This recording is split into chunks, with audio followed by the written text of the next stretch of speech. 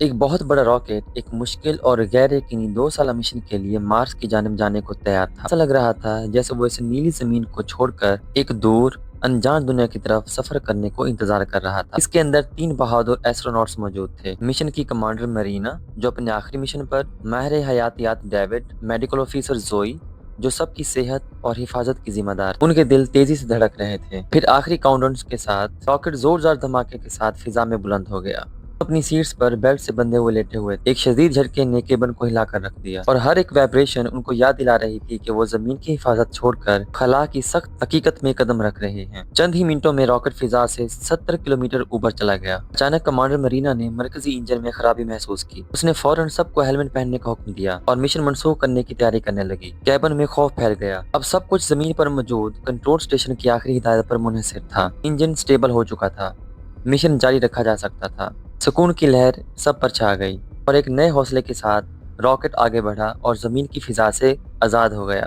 جلد ہی وہ زمین کے مدار میں پہنچ گئے۔ کیپسول کی کھڑکی سے انہوں نے اپنے سیارے کا پرسکون اور شاندار نیلا منظر دیکھا۔ یہ منظر دیکھ کر سب کے چہروں پر مسکراہٹ آ گئی۔ اگلا مرحلہ یہ تھا کہ وہ اپنے کیپسول کو مدار میں موجود ایک بڑے خلائی جہاز سے جوڑیں۔ یہی جہاز اگلے 6 ماہ تک ان کا گھر بننے والا تھا اور انہیں خلا کی لامحدود وسعتوں سے گزار کر مارس تک لے جائے گا۔ آہستہ آہستہ کیپسول خلائی جہاز کے قریب پہنچا اور ایک ہلکی سی دھاتی آواز کے ساتھ اس سے جڑ گیا۔ اسی طرح یہ تینوں ایک نئے باب میں داخل ہو گئے، لیکن ان میں سے کسی کو بھی یہ اندازہ نہیں تھا کہ یہ مشن جلد ہی ان کی زندگی کی سب سے بڑی غلطی بننے والا ہے۔ بڑے خلائی جہاز میں داخل ہوتے ہی انہوں نے فوراً اپنا سامان سیٹ کرنا شروع کر دیا۔ جب انہوں نے ایک بڑی کھڑکی کا پردہ کھولا تو زمین ایک بار پھر نیچے خاموشی سے تیرتی ہوئی نظر آئی، جیسے خود کائنات انہیں دیکھ رہی ہو۔ بعد میں تینوں نے مل کر ناشتہ کیا۔ ہنسی مذاق کے دوران ڈیوڈ نے مذاق میں کہا کہ اب انہیں اگلے 2 سال تک ایک دوسرے کو برداشت کرنا پڑے گا۔ کھانے کے بعد انہوں نے گراؤنڈ اسٹیشن سے رابطہ کیا اور مشن کی موجودہ حالت کی رپورٹ دی۔ کال کے دوران یہ بات واضح ہو گئی کہ یہ مرینا کا ریٹائرمنٹ سے پہلے آخری مشن تھا۔ زمین پر موجود ٹیم نے اس کے بارے میں چند سوال پوچھے۔ جیسے جیسے خلائی جہاز زمین سے دور ہوتا جا رہا تھا، خلا کی گہری خاموشی آہستہ آہستہ انہیں اپنے حصار میں لے رہی تھی۔ کچھ دیر بعد مرینا سسٹم چیک کر رہی تھی۔ اس کی نظر فرش پر خون کے قطروں پر پڑی۔ اس کا دل جیسے جم کر رہ گیا۔ اس نے لائف سپورٹ سسٹم کے مرکزی یونٹ کی طرف دیکھا۔ جب اس نے پینل کھولا تو ایک بے ہوش آدمی لڑک کر باہر آ گیا۔ یہ منظر دیکھ کر وہ سانس لینا بھول گئی۔ ان میں سے کوئی بھی یہ بات سمجھ نہیں پا رہا تھا کہ یہ آدمی ان کے خلائی جہاز کے اندر کیسے آ گیا۔ ڈیوڈ اور زوئی نے فوراً اسے اسٹریچر پر لٹایا اور اس کا علاج کرنا شروع کر دیا۔ وہ شدید زخمی تھا۔ اسی دوران میرینا نے دریافت کیا کہ لائف سپورٹ سسٹم کے خراب ہونے کی وجہ سے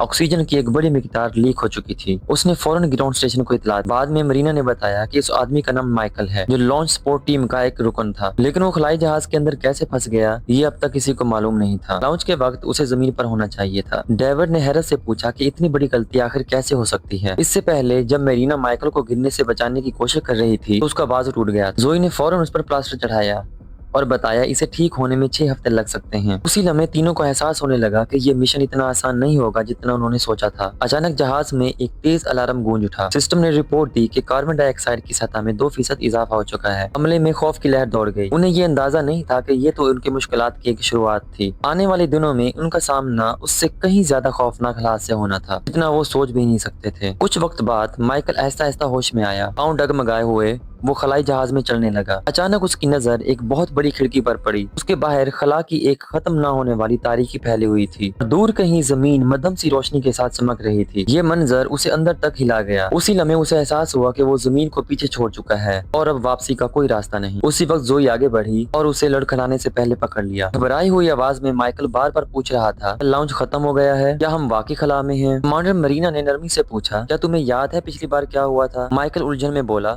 کہ وہ صرف اپنا کام کر رہا تھا، لیکن اس کے بعد کوئی بات اسے یاد نہیں۔ کمانڈر مرینا نے اسے بتایا کہ وہ 12 گھنٹے سے بے ہوش تھا۔ یہ سن کر مائیکل کے چہرے پر خوف چھا گیا۔ اس نے فوراً اپنی چھوٹی بہن کے پاس واپس جانے کی منت کی۔ وہ گھر میں اکیلی تھی اور وہ 2 سال کے مشن کے لیے اسے اکیلا چھوڑنے کا تصور بھی نہیں کر سکتا تھا، لیکن مرینا کی آواز میں ایک تلخ حقیقت بھی تھی۔ اب واپسی ناممکن تھی۔ خلائی جہاز 70 کلومیٹر فی گھنٹہ کی رفتار سے مارس کی طرف بڑھ رہا تھا اور اس مدار سے واپس مڑنا ممکن نہیں تھا۔ زوئی نے اسے تسلی دینے کی بھرپور کوشش کی۔ کافی دیر سمجھانے کے بعد آخرکار مرینا نے بتایا کہ گراؤنڈ اسٹیشن نے اس کی بہن سے رابطہ کر لیا ہے، وہ محفوظ ہے اور اب ناسا اس کی دیکھ بھال اور تمام اخراجات کی ذمہ داری لے لے گا۔ یہ سن کر مائیکل کی سانسیں ہموار ہو گئیں اور پہلی بار اس کی آنکھوں میں امید کی ہلکی سی چمک चमक उठी। अगले चंद घंटों में तीनों उसके आहिस्ता आहिस्ता पास आ गए। अगले दिन जोई ने माइकल को खलाई जहाज के असूल और सिस्टम समझाने शुरू किए और उसे दोबारा बड़ी ऑब्जर्वेशन खिड़की के पास ले गई। इस बार वो घबराया नहीं, बल्कि वो जिंदगी के सबसे खूबसूरत मंजर को हैरत से देखता रह गया। यूं लगा जैसे खला ने पहली बार उसके लिए अपने दरवाजे खोल दिए हों। जैसे ही रात हुई, सब सोने चले गए। एक भारी और अजीब खामोशी पूरे खलाई जहाज में फैल गई, जैसे कायनात खुद आने वाले खतरे से खबरदार कर रही हो। अगली सुबह मेरीना ने जोई को मुकम्मल स्पेस सूट में उस चैम्बर में भेजा जहां माइकल मिला था। लाइफ सपोर्ट सिस्टम में शॉर्ट सर्किट की वजह से नुकसान हुआ था और जोई उस जगह का मुआयना कर रही थी। तस्वीर लेने के बाद मेरीना ने ग्राउंड स्टेशन को इतला दी कि इस हिस्से की फौरी मुरम्मत जरूरी है, वरना पूरा मिशन नाकाम हो जाएगा। उसकी आवाज में खौफ छुपा हुआ था। उसी दौरान डेविड अपनी लैब में था। मेरीना ने पूछा कि उसके पौधे रोजाना कितनी ऑक्सीजन बना सकते हैं। डेविड ने जवाब दिया, बमुश्किल 90 लीटर। मेरीना का लहजा संजीदा हो गया। क्या तुम उसे 950 लीटर तक बढ़ा सकते हो? डेविड हैरान रह गया। छोटे पौधों से यह नामुमकिन था। सिर्फ वो अलजी जो मार्स की तहकीक के लिए रखी गई थी इतनी ही ऑक्सीजन बना सकती थी। घबराहट में उसने पूछा कि इतनी ऑक्सीजन की जरूरत क्यों है? मरीना ने सच बता दिया। वो एक बहुत बड़ी तबाही के दहाने पर थे। चंद दिनों में खलाई जहाज की ऑक्सीजन खत्म हो सकती थी। डेविड ने तजवीज दी कि आधी अलजी अभी इस्तेमाल कर ली जाए और बाकी मार्स के लिए बचा ली जाए। मरीना ने इत्तेफाक किया, लेकिन उसे खबरदार किया कि ये बात जोई या माइकल को ना बताए। जब जोई और माइकल लाइफ सपोर्ट सिस्टम की मुरम्मत कर रहे थे, डेविड ने अलजी से ऑक्सीजन बनाना शुरू कर दिया। अगले दिन उसने रिपोर्ट दी कि अलजी रोजाना 550 लीटर ऑक्सीजन बना रही है। मरीना ने फौरन कहा कि बाकी अलजी भी इस्तेमाल कर दी जाए ताकि मिकदार 1000 लीटर तक पहुंच जाए, लेकिन डेविड हिचकिचाया।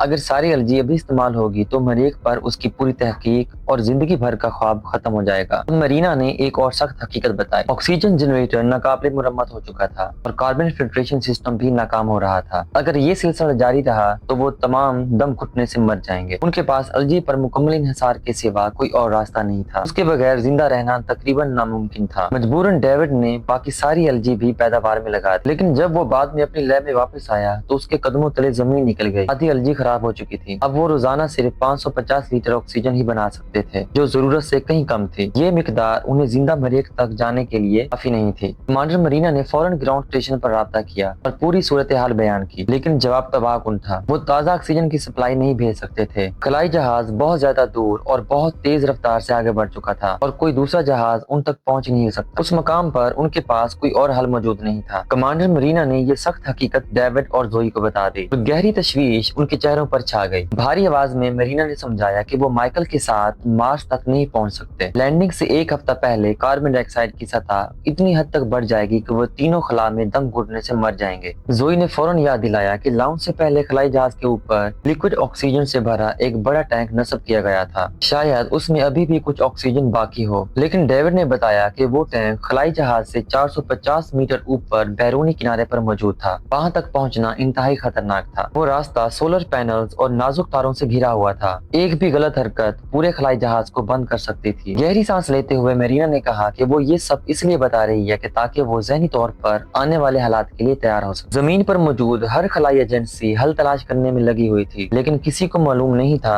कि जवाब कब मिलेगा या मिलेगा भी नहीं। फिर मरीना ने एक और तकलीफ हकीकत जाहिर की। उनकी जानों को खतरा माइकल की वजह से। वो रोजाना जितनी ऑक्सीजन इस्तेमाल कर रहा था वो उन्हें मौत के करीब लेके जा रही थी। जोई फौरन गुस्से से भड़क उठी। तो फिर क्या हुआ? क्या तुम चाहते हो कि हम माइकल से कहें कि वो खुद को खला में फेंक दे ताकि हम जिंदा रह सकें? क्या तुम यही कहना चाह रही हो? उसने चीख कर कहा। उनके दरमियान बहस छिड़ गई, लेकिन कुछ लम्हों बाद मरीना ने खुद को संभाला और कहा उसने कोई भी हतमी फैसला नहीं किया। उन्होंने फैसला किया कि वो 10 दिन माइकल के लिए कोई हल तलाश करने की कोशिश करेंगे। उसी दौरान माइकल को उस खतरे का बिल्कुल भी अंदाजा नहीं था जो खलाई जहाज की तरफ बढ़ रहा था। वो ग्रुप में घुल मिल गया था और खुद को टीम का एक हकीकी रुकन महसूस करने लगा। अब तक खलाई जहाज जमीन से लाखों किलोमीटर दूर जा चुका था। नीला सियारा उनके पीछे सिर्फ एक नन्हा सा चमकता हुआ नुक्ता रह गया था। मजीद 3 दिन गुजर गए, लेकिन कोई हल सामने नहीं आया। आखिरकार डेविड ने कमांडर से कहा हम मजीद इंतजार नहीं कर सकते। अगर जमीन के पास कोई हल होता तो अब तक वो हमें बता चुके होते। हमें फैसला करना होगा, चाहे उसकी कीमत कुछ भी हो। हम अपनी जानें खतरे में डालकर माइकल को नहीं बचा सकते। उसकी आवाज खौफ और बेबसी से कांप रही थी। वक्त हाथ से निकल रहा था। रात हो गई और एक भारी खामोशी पूरे खलाई जहाज पर छा गई। एक घुटन ज़दा अंधेरा जो तीनों के जहनों पर वजन बनकर पड़ रहा था।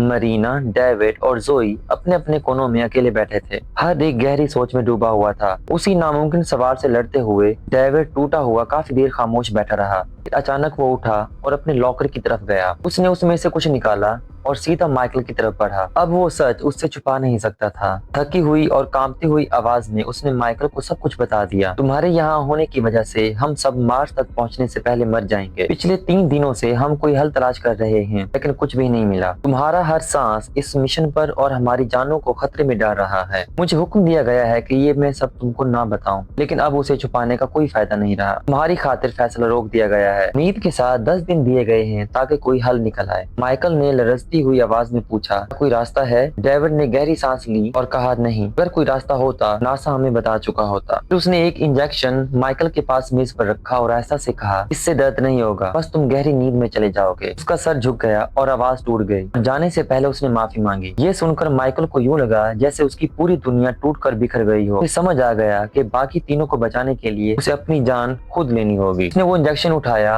اور کیبن میں جا کر بیٹھ گیا اور ہمت جمع کرنے لگا۔ کچھ کرنے سے پہلے اس نے اپنی چھوٹی بہن کے لیے ایک پیغام ریکارڈ کیا۔ اس کی آواز بھاری تھی، تمہیں سب کچھ اکیلے ہی سامنا کرنا ہوگا اور مجھے یقین ہے تم کر لو گی۔ ادھر ڈیوڈ بھی اندر سے ٹوٹ چکا تھا۔ اس نے یہ ناقابل برداشت سچ مائیکل پر تھوپ دیا تھا اور یہ بات اسے اندر ہی اندر توڑ رہی تھی۔ کچھ دیر بعد زوئی خاموشی سے مائیکل کے پاس آئی اور بولی، اس کی کوئی ضرورت نہیں ہے۔ لیکن دل شکستہ مائیکل نے کہا، کوئی اور راستہ بھی نہیں ہے۔ اس نے 10 دن مزید لڑنے پر زوئی کا شکریہ ادا کیا۔ زوئی کی آنکھوں میں آنسو بھر آئے۔ میں تمہیں اس طرح مرنے نہیں دوں گی اور تمہیں خود کو مارنے کی کوئی ضرورت نہیں ہے۔ مائیکل نے انجیکشن اس کی طرف واپس کر دیا۔ غصے سے جلتی ہوئی زوئی طوفان کی طرح باہر نکلی اور سیدھی ڈیوڈ کے پاس گئی۔ اس نے انجیکشن اس کی طرف پھینکا اور چیخ کر کہا، تم نے یہ کیوں کیا؟ تم نے اسے سب کچھ کیوں بتایا اور تم نے میری لیب سے یہ سب کچھ کیوں اٹھایا؟ ہم نے 10 دن پر اتفاق کیا تھا۔ تھکی ہوئی آواز میں ڈیوڈ نے جواب دیا، ہم 10 دن انتظار کرنے کا خطرہ نہیں لے سکتے۔ میں ہم تینوں کو اور اس مشن کو بچانے کی کوشش کر رہا ہوں۔ تم تو پہلے دن سے اسے مارنا چاہتی تھی۔ آخر کار ڈیوڈ کا ضبط ٹوٹ گیا۔ غصے اور درد بھری آواز میں چلایا، میں نے کوشش نہیں کی۔ میں نے اپنی پوری زندگی ان نظاموں پر تحقیق کرنے اور انہیں بنانے میں لگا دی تاکہ تم سب سانس لے سکو۔ اب مارس پر اگلے 2 سال کے لیے میرے پاس تحقیق کرنے کے لیے کچھ بھی نہیں بچے گا اور تم نے یہ کیا کیا؟ بس مجھ پر الزام لگایا۔ زوئی خاموش ہو گئی اور وہاں سے چلی گئی کیونکہ اس کے پاس کوئی جواب نہیں تھا۔ کچھ وقت کے بعد زوئی نے ایک کتاب اٹھائی اور یہ تلاش کرنے لگی کہ مائیکل کے ساتھ خلائی جہاز کے اوپر لگے آکسیجن ٹینک تک کیسے پہنچا جا سکتا ہے۔ وہ ٹینک ان سے تقریباً آدھا کلومیٹر اوپر تھا اور وہاں تک جانے والا راستہ انتہائی خطرناک تھا، لیکن ان کے پاس کوئی اور بھی راستہ نہیں بچا تھا۔ اس نے مائیکل کو چڑھائی کی تربیت دینا شروع کر دی، لیکن یہ اس کے لیے بہت زیادہ مشکل ثابت ہوئی۔ اس نے اپنی پوری زندگی میں کچھ ایسا نہیں کیا تھا۔ آخر کار زوئی کمانڈر مرینا اور ڈیوڈ کے پاس واپس لوٹ آئی۔ اس نے انہیں بتایا کہ مائیکل یہ چڑھائی کبھی نہیں کر سکے گا۔ پھر اس نے ڈیوڈ سے مدد مانگی اور حیرت کی بات یہ تھی کہ ڈیوڈ نے بغیر کسی بحث کے فوراً ہاں کر دی۔ پھر کمانڈر اور ڈیوڈ زوئی کو ایک چیز دکھانے لگے جسے دیکھ کر اس کے چہرے کا رنگ اڑ گیا۔ باقی بچی ہوئی آدھی الجی سڑ چکی تھی، جس کا مطلب یہ تھا کہ جو تھوڑی بہت آکسیجن وہ بنا رہے تھے اب وہ ختم ہو چکی تھی۔ بھاری آواز میں مرینا نے کہا، اب ہمارے پاس صرف 2 لوگوں کے لیے ہی آکسیجن بچی ہوئی ہے۔ کچھ لمحے سوچنے کے بعد اس نے ہدایت دی، جب تم اوپر پہنچو تو سب سے پہلے گیج لگانا، یہ ہمیں بتائے گا کہ ٹینک میں کتنی آکسیجن باقی ہے۔ ڈیوڈ اور زوئی فوراً سپیس سوٹ پہن کر اس تقریباً ناممکن مشن کو تیار کرنے لگے۔ اب ان کا ہر قدم یا تو زندگی کی طرف لے جاتا یا سیدھا موت کی طرف۔ آخر کار انہوں نے ہیج کھولا اور باہر قدم رکھا۔ ان کے سامنے اندھیرے کا ایک بے کنارہ سمندر تھا جو ہر طرف لامتناہی پھیلا ہوا تھا۔ چاروں طرف مکمل خاموشی تھی، صرف سورج کی مدھم کرنیں خلائی جہاز کی دھاتی سطح سے ٹکرا رہی تھیں، جس سے یہ سفر اور بھی تنہا اور عجیب محسوس ہو رہا تھا۔ اندر موجود کمانڈر مسلسل انہیں ہدایت دے رہی تھی۔ اس نے سمجھایا کہ جیسے ہی وہ اوپر پہنچے گے وہ آرٹیفیشل گریوٹی محسوس کریں گے، لیکن جوں جوں وہ آکسیجن ٹینک کی طرف اوپر چڑھتے جائیں گے گریوٹی کمزور ہوتی جائے گی اور انہیں ہر حال میں اپنا توازن قائم رکھنا ہوگا۔ اس نے یہ بھی خبردار کیا کہ راستے میں موجود کسی بھی کیبل کو نقصان نہ پہنچے، ذرا سی غلطی بھی خلائی جہاز کی بجلی بند کر سکتی تھی اور مشن اسی لمحے ختم ہو جاتا۔ آہستہ آہستہ انہوں نے 450 میٹر اونچے ٹاور پر چڑھنا شروع کیا۔ جب وہ آخر کار اوپر پہنچے تو خود کو خلا کی لامحدود خاموشی میں معلق پایا۔ نیچے بہت دور زمین اور سورج ننھے چمکتے ہوئے نقطوں کی طرح نظر آ رہے تھے۔ یہ منظر سانس روک لینے والا بھی تھا اور خوفناک بھی۔ انہوں نے چند لمحے سانس کو سنبھالنے کے لیے رک گئے، جبکہ کمانڈر لائیو فیڈ کے ذریعے انہیں دیکھ رہی تھی اور قدم بقدم رہنمائی کر رہی تھی۔ اب آرٹیفیشل گریوٹی تقریباً ختم ہو چکی تھی، جس سے چڑھائی ایک طرف آسان اور دوسری طرف زیادہ خطرناک ہو گئی تھی۔ آخر کار وہ سولر پینلز کے نازک حصے تک پہنچ گئے۔ یہ راستے کا صرف آدھا حصہ تھا۔ کمانڈر نے سخت وارننگ دی، اس حصے کو انتہائی احتیاط سے عبور کرنا، اگر ایک بھی پینل خراب ہو گیا تو خلائی جہاز کی توانائی ہمیشہ کے لیے ختم ہو جائے گی اور کوئی بھی زندہ نہیں بچے گا۔ زوئی اور ڈیوڈ نے انتہائی احتیاط سے نازک حصے کو عبور کیا اور آکسیجن ٹینک کی طرف بڑھنے لگے۔ جیسے ہی وہ نیچے کی طرف اترنے لگے، وہ دوبارہ آرٹیفیشل گریوٹی کے اثر میں آ گئے۔ کچھ دیر بعد وہ ٹینک تک پہنچ گئے، لیکن اب چیلنج اور بھی زیادہ خطرناک ہو چکا تھا۔ انہیں مزید نیچے اترنا تھا جہاں پکڑنے کے لیے کوئی سہارا موجود نہیں تھا۔ ٹاور کے کنارے بیٹھ کر زوئی نے نیچے لامتناہی اندھیرے میں جھانکا۔ یہ خلائی جہاز کا آخری کنارہ تھا۔ ایک ذرا سی پھسلن اسے ہمیشہ کے لیے خاموش خلا میں کھو جانے پر مجبور کر سکتی تھی۔ چونکہ زوئی ہلکی تھی، اس لیے فیصلہ ہوا کہ وہ نیچے اترے گی۔ اس نے رسی اپنے جسم کے گرد باندھی اور آہستہ آہستہ خود کو نیچے اتارنا شروع کیا۔ جیسے ہی وہ ہیج تک پہنچی، وہ براہ راست سرد اور خالی خلا میں کھلتا تھا۔ صرف یہ منظر ہی اس کے دل میں خوف بھرنے کے لیے کافی تھا۔ وہ اندر داخل ہوئی اور آخر کار آکسیجن ٹینک کے سامنے کھڑی تھی۔ جلدی سے اس نے پائپس جوڑے اور گیج چیک کیا۔ جیسے ہی اس نے ریڈنگ دیکھی، امید کی لہر اس کے دل میں دوڑ گئی۔ وہاں کافی آکسیجن موجود تھی، 4 لوگوں کے لیے کافی آکسیجن۔ یہ خوشخبری سنتے ہی مائیکل اور کمانڈر سکون سے بھر گئے۔ کمانڈر نے فوراً حکم دیا، پہلا سلنڈر بھیجو۔ زوئی نے تیزی سے سلنڈر بھرا اور اوپر بھیج دیا، جہاں ڈیوڈ نے اسے مضبوط سے پکڑ لیا۔ جیسے ہی دوسرا سلنڈر زوئی تک پہنچا، وہ اسے بھرنے لگی۔ اچانک ایک خوفناک وارننگ سائرن پورے خلائی جہاز میں گونج اٹھا۔ کمانڈر کی آواز آئی، یہ سولر سٹارم کا الرٹ ہے، فوراً واپس آؤ ورنہ تابکاری تمہیں مار ڈالے گی۔ لیکن زوئی نے ضد کی، بس تھوڑی سی آکسیجن رہ گئی ہے، میں اسے بھر کر واپس آ جاؤں گی۔ کمانڈر چیخی، یہ طوفان جان لیوا ہے، یہ 20 منٹ میں تم تک پہنچ جائے گا، ابھی واپس آؤ ورنہ تم زندہ نہیں بچو گی۔ مجبوراً دوسرا سلنڈر چھوڑ کر زوئی تیزی سے اوپر کی طرف دوڑی۔ زوئی اور ڈیوڈ دونوں نیچے اترنے لگے۔ اسی دوران کمانڈر اور مائیکل نے آنے والے طوفان سے الیکٹرونکس بچانے کے لیے خلائی جہاز کے تمام سسٹمز کو بند کر دیا۔ زوئی نے رپورٹ دی، ہم 25% فاصلہ طے کر چکے ہیں، صرف 8 منٹ باقی تھے۔ ڈیوڈ کی سانس بوجھل ہونے لگی، گھنٹوں کی چڑھائی اس کے جسم کی ساری طاقت نچوڑ چکی تھی۔ اس کی رفتار سست پڑ گئی تھی، اس کی ٹانگیں تھکن سے کانپ رہی تھیں۔ اس نے زوئی کو آگے جانے دیا اور کہا، آگے بڑھتی رہو، میں تمہارے پیچھے ہوں۔ زوئی کسی طرح پینلز کا حصہ عبور کر گئی اور آرٹیفیشل گریوٹی دوبارہ فعال ہونے لگی، لیکن گھبراہٹ میں وہ اپنا کلائمبنگ ہک لگانا بھول گئی۔ ایک ہی لمحے میں اس کا ہاتھ پھسلا اور وہ تیزی سے نیچے گرنے لگی۔ وہ چیخی اور زور سے خلائی جہاز کی چھت سے ٹکرا گئی۔ ٹکر کے جھٹکے سے وہ بھرا ہوا آکسیجن کا سلنڈر اس کے ہاتھ سے چھوٹ گیا اور خاموش لامحدود خلا میں گم ہو گیا۔ ان کی آخری امید خلا میں بہہ گئی۔ وہ واحد ہوا جو ان کی ایک جان بچا سکتی تھی ہمیشہ کے لیے ختم ہو چکی تھی۔ خلائی جہاز میں ایک بھاری خاموشی چھا گئی۔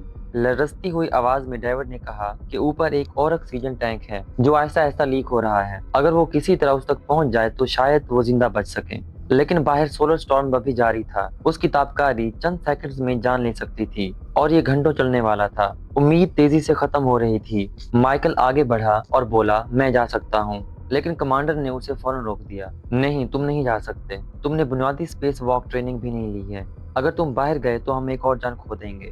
زوئی کی آنکھوں میں درد بھر آیا، تمہارا خاندان ہے اور تم نہیں جاؤ گے، میں جاؤں گی، یہ مشن کو بچانے کا آخری موقع ہے، کسی نہ کسی کو یہ خطرہ مول لینا ہوگا۔ زوئی کی آنکھوں میں عزم سخت ہو گیا۔ جیسے ہی وہ دوبارہ چڑھنے کی تیاری کرنے لگی، کمانڈر ٹوٹ گئی، بہتے ہوئے آنسو، اور وہ سرگوشی میں بولی، مجھے معاف کر دینا، اگر میرا بازو ٹوٹا ہوا نہ ہوتا تو میں خود جاتی۔